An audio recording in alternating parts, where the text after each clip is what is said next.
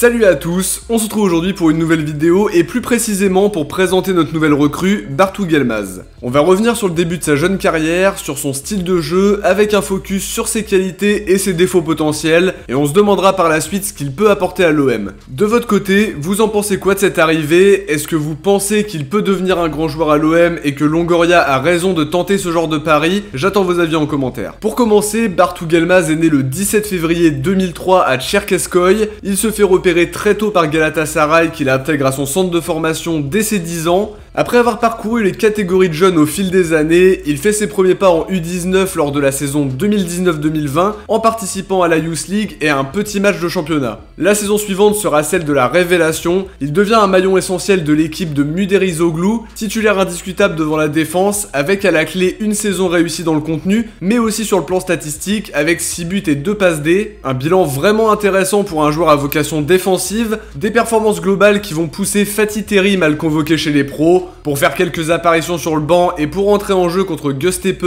en toute fin de match. Cette saison, il est toujours avec les U19 dont il est l'un des piliers au point même de porter le brassard à plusieurs reprises. En parallèle, il joue son premier match d'Europa League en entrant en toute fin de match contre qui, par pur hasard, contre l'OM justement, comme un symbole. Sur ce mois de janvier, il était convoqué chez les pros à chaque match sans entrer en jeu. Et en toute fin de mercato d'hiver, suivi depuis plusieurs mois par Longoria, il s'engage à l'OM à 6 mois de la fin de son contrat en Turquie. Il va finir la saison avec Galatasaray avant d'être officiellement olympien cet été, parce qu'il s'agit d'un pré-contrat a priori. Sur son expérience internationale, il a parcouru les différentes catégories de jeunes de Turquie, U15, U16, U17, et depuis le début de saison, il est retenu avec la Turquie U19, avec qui il a rapidement trouvé ses repères en devenant un titulaire indiscutable. On va maintenant faire un petit focus sur son profil et sur son style de jeu. C'est un milieu défensif qui évolue en sentinelle dans un 4-1-4-1 à Galatasaray chez les jeunes, un profil bien défensif dans l'idée, mais c'est un joueur qui a de grosses qualités, notamment sa vision de jeu. Je trouve qu'il lit très bien les situations et c'est évidemment une caractéristique essentielle pour faire un futur très bon milieu défensif. Il a aussi une grosse qualité de passe, notamment en termes de passes longues, pour aller chercher un joueur dans la profondeur ou trouver un de ses coéquipiers sur une aile. Pour un milieu à vocation défensive, il a la faculté de savoir marquer. Le bilan est prometteur, 9 buts en 36 matchs depuis le début de sa jeune carrière, une très bonne patte droite qui lui permet de frapper de loin mais aussi d'être très performant sur coup de pied arrêté, très bon tireur de coups francs, des corners précis et il sait aussi tirer les pénaltys. Évidemment là on parle de caractéristiques plus offensives, ce qui n'est pas l'aspect le plus essentiel de son jeu. En termes d'interception c'est plutôt propre, en termes de conservation aussi, je trouve que c'est le milieu moderne par excellence qui pourrait même devenir un milieu relayeur sans trop de problèmes par rapport aux qualités que j'ai évoquées un peu plus tôt. En jeune à Galatasaray on a vraiment l'impression qu'il surnageait, c'est devenu un indispensable jusqu'à frapper à la porte des pros plus récemment. On l'a dit en parlant de son parcours mais il y a une autre qualité à pointer du doigt, son leadership. Il a porté le brassard de capitaine des U19 à plusieurs reprises, preuve que son influence se traduit aussi dans un vestiaire. Il était considéré par beaucoup d'observateurs comme le jeune le plus talentueux de l'académie de Galatasaray,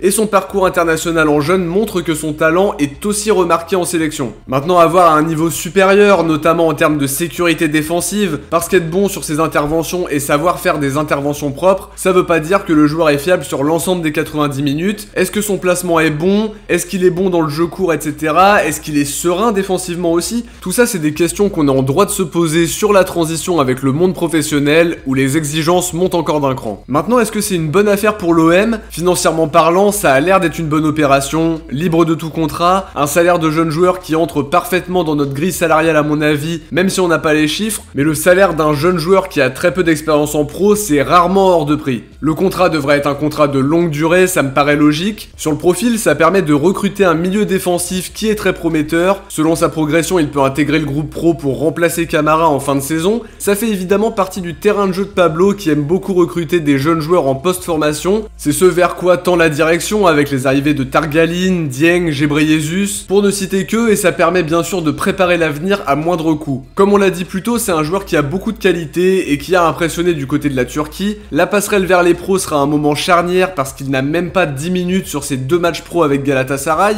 Il y a cette problématique de manque d'expérience d'expérience, mais le joueur sera là pour se développer, pour tendre à avoir cette place justement chez les pros. C'est jamais simple vis-à-vis de la concurrence qu'il y a dans un effectif, et faut pas en attendre trop dans l'immédiat malgré un potentiel flagrant. Pour rassurer un peu tout le monde, c'est un joueur qui était très convoité, je pense au Club Bruges qui développe bien les jeunes, ou à l'Udinese qui était très chaud sur le dossier. Galatasaray lui avait fait une proposition, et finalement il a choisi de venir ici. Je pense que Longoria lui a proposé un projet sportif intéressant, avec une place dans l'effectif pro à moyen terme. Justement, on peut se demander pourquoi Galatasaray l'a pas fait jouer davantage alors qu'il pense que c'est un joueur de grand talent. Je pense que pour ça on peut faire un parallèle avec des joueurs qu'on a déjà eu au club, je pense à Liadji ou à Nkunku par exemple, qu'on n'a pas voulu mettre en vitrine parce qu'ils avaient décidé de ne pas prolonger leur contrat, et là ça pourrait être la même chose avec Elmaz, et Galatasaray n'a pas voulu le mettre en évidence alors qu'il refusait de signer. De l'autre côté, son arrivée est aussi facilitée par la bonne relation qu'entretient Pablo avec son agent, qui est le même que celui d'Under. La présence du Turc sera évidemment un atout pour son intégration. Si on résume tout ça, c'est un jeune joueur promis à un bel avenir,